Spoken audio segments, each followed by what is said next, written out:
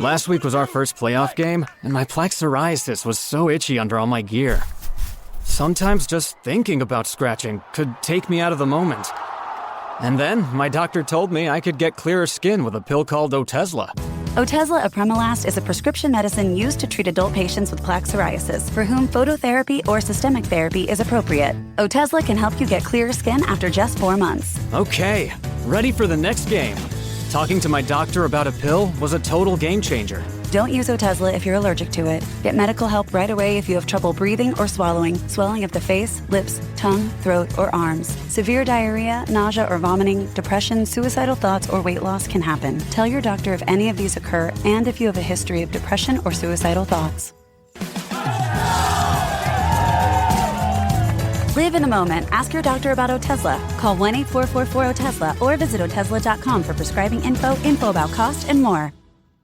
Richard Nixon. Well, I'm not a crook. Ronald Reagan. Tear down this wall. George W. Bush. I can hear you. The rest of the world hears you. And Donald Trump. And a friend of mine for a long time, he only likes politics. If you ask him about how are the Yankees doing, he has no interest. If you ask him almost anything, he likes politics, and he's a professional at the highest level. Roger Stone. All of these presidents relied on one man to secure their seat in the Oval Office. That man is Roger Stone. This is the Roger Stone Show on 77 WABC. Welcome back, folks. I'm Roger Stone, and you're tuned in to 77 WABC Radio. We are the crown jewel of AM radio. Let me remind you that if you're not in the New York, New Jersey, Connecticut area where I grew up, you can listen to 77 WABC by going to WABCradio.com. We are actually live streaming worldwide. You can hear us, I believe it's now 173 countries around the world. So there is no reason for you to miss your 77 WABC radio fix. Take a quick minute to go to the App Store, actually, and download the 77 WABC radio app.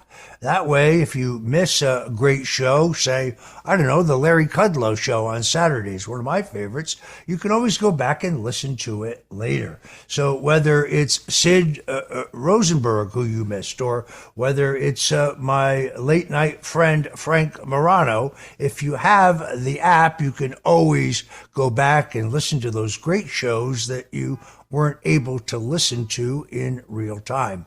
I strongly recommend it to you.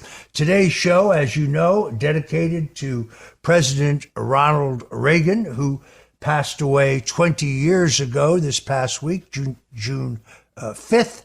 I hope you enjoyed our opening tribute to one of the greatest presidents in my lifetime.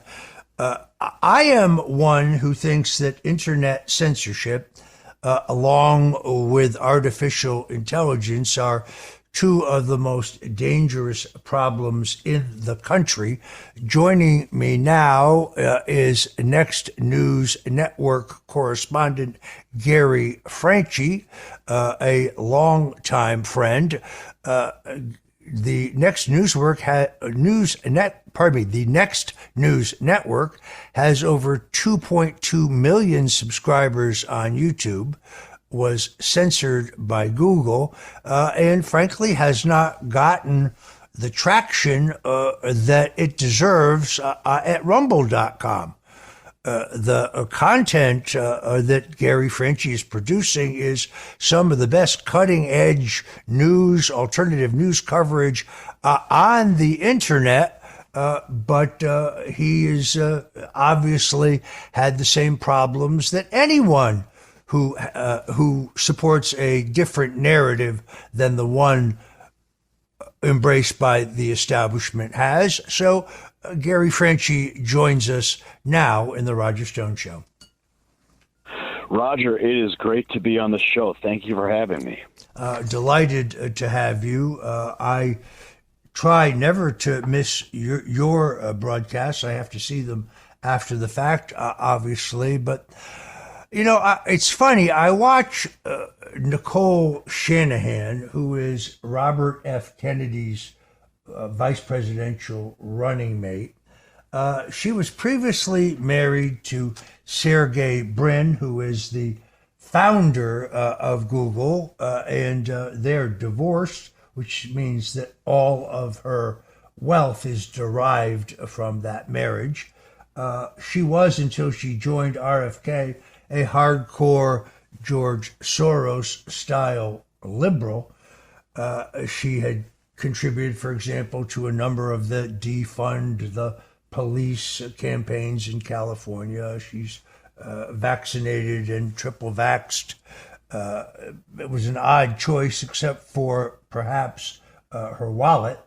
But when I see her online complaining about internet censorship, it kind of grates me. I feel like saying, hey, Nicole, have a word with your ex, because I think Google may be the single greatest manipulator of online information of any of these tech giants. It's often said that Google has a monopoly on the flow of information through Google search, through YouTube, and of course through their email service at Gmail, which has over 1.8 billion active users. So, Gary, my question is, does Google have a virtual monopoly on the internet? Oh, there's no question about that. I mean, the term Google is now it's a verb. Did you Google that? So it's really got into the lexicon of America, and it's not like saying, "Hey, did you DuckDuckGo that?" No, it doesn't work like that. And so, a lot of times people forget that YouTube is also its own type of search engine. They're practically number 2 next to the Google search engine, because a lot of times people go to YouTube and they just say, how do I fix a sink, or how do I tie a tie, or they try to find a lot of relevant information. And all that information is, of course, not a threat to the political establishment. How to tie a tie or change a tire. But when you start to talk about how do I win an election, or who is Donald Trump, or those types of political questions, when you bring those up back in, say, 2015, if you typed in Donald Trump, you would have seen my channel as the first search result. We dominated search results in YouTube during that election cycle, and we were the number 1 YouTube channel across all spectrums. I mean, we had more views than even Donald Trump's own YouTube channel, as well as the White House, Hillary Clinton, and all mainstream news channels. So we were the top channel during the 2016 election, and that was really because I saw what happened to Ron Paul back in 2012, and I said I don't want to see what the media did to Ron Paul and what the RNC did to Ron Paul happen to the next candidate of that I wanted to back.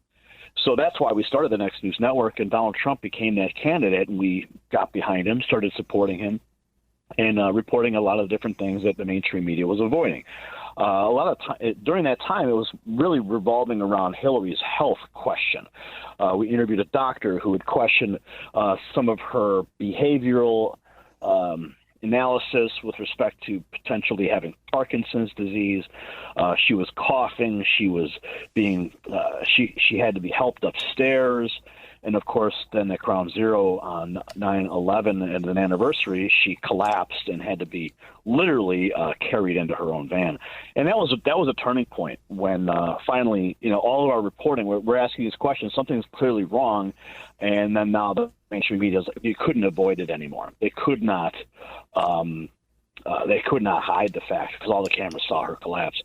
So at the end of the day, after the election of that year, of the 2016 election, our channel was on top, and the extreme narrative started to develop that fake news helped elect Donald Trump, and that's when Hillary and Obama came out and started screaming, fake news, and of course Trump comes out and capitalizes on the term, takes it back and throws it back at CNN space and says, no, CNN, you're fake news. and really took that took them to task. Well, it was really our channel that helped elect Trump, because the number of attacks we received.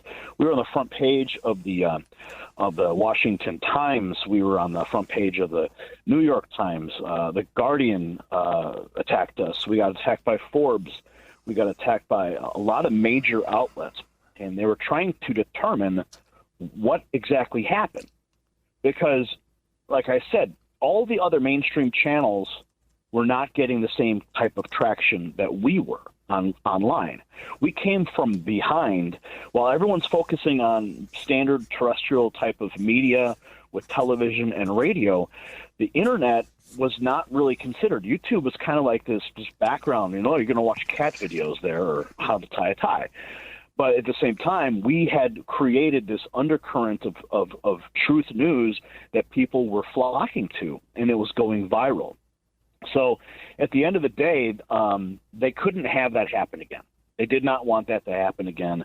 Google came out and eventually said, listen, we need to start to surface, and this is their words, authoritative news. And November of 2017, we noticed an 80% drop in the algorithm, or 80% drop in our views.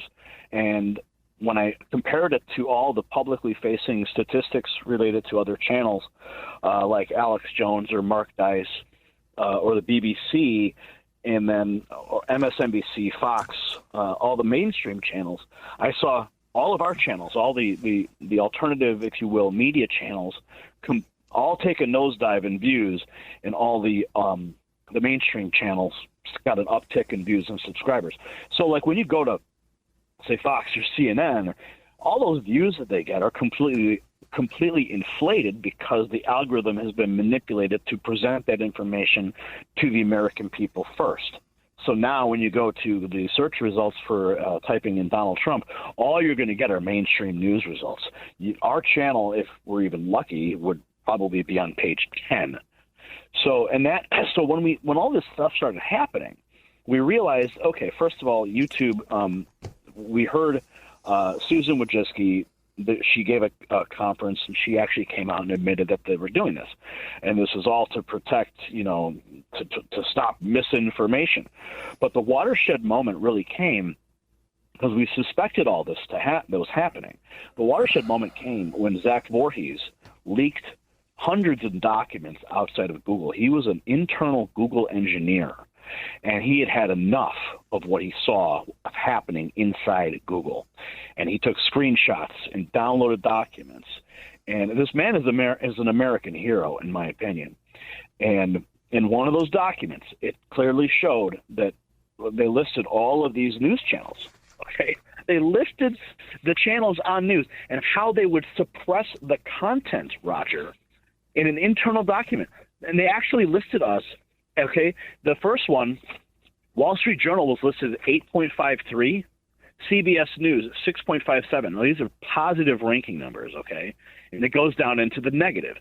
So it starts at the top, Wall Street Journal, CBS News, CNN, Fox News, and then Russia Today, which is curious, okay? This came in at number 5 on the list. Russia Today is obviously a Russian propaganda channel, and they're Russian state media. Now, our channel came in at the bottom of the list. They ranked us below Alex Jones' InfoWars channel. And the question is why would they go ahead and list an American news channel that was ranking above all the other channels? Why would they put us at the very bottom, even below Russia Today? So they had it in for us way back in 2017, and now they are working to actively destroy our channel because of February of a year ago, we were demonetized completely, which means that Google will not run ads on your YouTube videos. So that has significantly destroyed a major amount of revenue that we were using to pay our crew and operate our business. And now that's gone. So we're on the edge of going bankrupt. We had a fire about 90% of our staff, there's maybe like me and two other people who are compiling news, producing news. I'm the chief cook and bottle washer now. I used to have a team of producers and graphic designers and technical people that were working behind the scenes so we could crank out high volume, high quality news. And we've had to cut back on all that. So what's happening now is clearly what we've seen with respect to when you ask, this is a long answer to your question, is Google manipulating the search results? Well, absolutely. Now, Project Veritas, when they had come out and they, so Zach Voorhees, he was with Project Veritas. He brought the documents to Project Veritas. Project Veritas with James O'Keefe put this out across the web. It was an amazing a moment for me, because I realized now it wasn't just suspected that they were suppressing. We had it in black and white in their own internal documents that they were suppressing us. And then Project Veritas, another whistleblower comes out, or not a whistleblower, but they had a honeypot operation, and they got one of the Google executives a little tipsy, and he starts bragging about how they're going to prevent the next Trump situation. And this is back in 2020. So now my channel gets actively suppressed in 2017. Come around 2020, they still have the same mentality. They want to prevent a Trump situation. So they are actively manipulating the search results and curating them so that you have an artificial reality when you go and when you're searching for something. And it's still ongoing. And now, this last year, like I said, we got demonetized. People, and the best part that we're seeing now is we're actually seeing Zach has for the last 5 years to get this information out. And just about last week or 2 weeks ago, he went in front of the Texas Senate Committee on State Affairs, and he presented this information. He presented it, put it on the public record.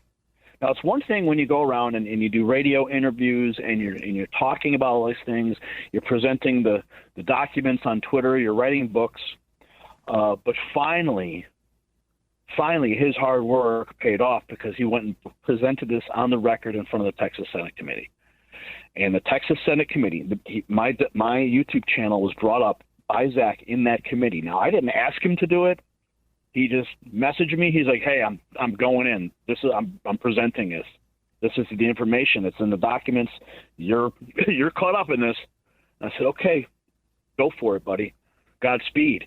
And he presented the suppression documents of how Google is manipulating the realities of every American, and unanimously following the hearing in a bipartisan 11-0 vote, that Texas Senate Committee went ahead and voted to grant subpoena power to the committee so that they could subpoena Google for internal documents related to the suppression of my channel. And now subpoenas are being drafted, as far as I understand. I know of which you speak. If you go do a Google search on Roger Stone, the first 17 pages are about my conviction for the non-existent crime of lying under oath in my voluntary testimony about Russian collusion and WikiLeaks collaboration, that the government produced no evidence whatsoever actually happened. It isn't until the 17th page that you will find that on November 3rd, 2020, after a lawsuit by BuzzFeed, of all people, Robert Mueller was forced to disgorge, I should say DOJ was forced to disgorge his entire unredacted report, in which even he could not sugarcoat the fact that he had found no evidence of Russian collusion on my part, no evidence of collaboration with WikiLeaks. No, I did not coordinate the WikiLeaks drops regarding Hillary Clinton. In fact, he actually admitted that he hadn't found any crime at all. But you have to go 17 pages in to find any of that information. It is generally suppressed. This is extraordinarily annoying. Folks, if you're just tuning in, this is The Roger Stone Show. We're here with Gary Franchi. He is the chief correspondent at the Next News Network. We're talking about internet manipulation and censorship, and we'll be right back. This is The Roger Stone Show on 77 WABC. Welcome back, folks. This is The Roger Stone Show at 77 WABC. We're the crown jewel of AM radio, the most powerful and influential AM radio station in America today. I asked you again to go buy the App Store on your phone and get the 77 WABC radio app so you never miss any of the amazing talk or entertainment programming we have here at 77 WABC. I can't even begin to tell you how proud I am to be on the same station where I listened to Cousin Brucey as a boy. Joining me today, if you've been tuned in, is Gary Franchi. He is the chief correspondent for the Next News Network, one of the most influential net-based news organizations out there, but one who has had to contend with internet censorship, which we learned far more about after Elon Musk purchased Twitter, now known as X, and then took the courageous position of releasing all of the documents that really document the U.S. government, the FBI, Homeland Security, and others working in concert with executives at Twitter to ban, shadow ban, or just cancel people whose views they don't like. There's no greater example of the abuses than the claim that Hunter Biden's laptop was Russian disinformation, that it wasn't real. Joe Biden said that in a presidential debate. It was a lie. It is also now absolutely clear, based on proceedings in a Delaware courtroom last week, that the laptop is, as the New York Post courageously reported, 100% real. They actually shut down the Twitter account for the venerable New York Post, perhaps one of the oldest newspapers in America, founded by Alexander Hamilton, for the infraction of reporting on Hunter Biden's laptop. Well, what we now know is the New York Post was wrong, and the 51 current and former intelligence assets who co-signed a letter saying it was Russian disinformation were lying, and they knew they were lying. And who is the individual who rounded those folks up? By none other than our current Secretary of State, Antony Blinken, who's frankly not much better at playing the guitar than he is at statesmanship. Gary Franchi joins us and continues today for a few more minutes right here on the Roger Stone Show. Gary, what is the answer? In other words, how can this question of internet censorship be broadly addressed? Is it through Section 230, as some say, or is it through some other method? Well, Roger, thanks for asking. First of all, I think where we need to begin is what's happening in Texas is a huge, huge step forward. The issuance of subpoenas to crack open the secrets at YouTube to understand the specifics as to why my channel was demonetized, the specific keywords, themes, and ideas that were used by and the audit methods and the algorithms behind it. Because once you go ahead and you crack that open, now you have a template, you have a roadmap to see exactly how they're censoring and suppressing all other content on the YouTube itself. Now, I think that's a good start. And also, I think once those subpoenas go out, once the information comes together, I'm going to have to find a lawyer.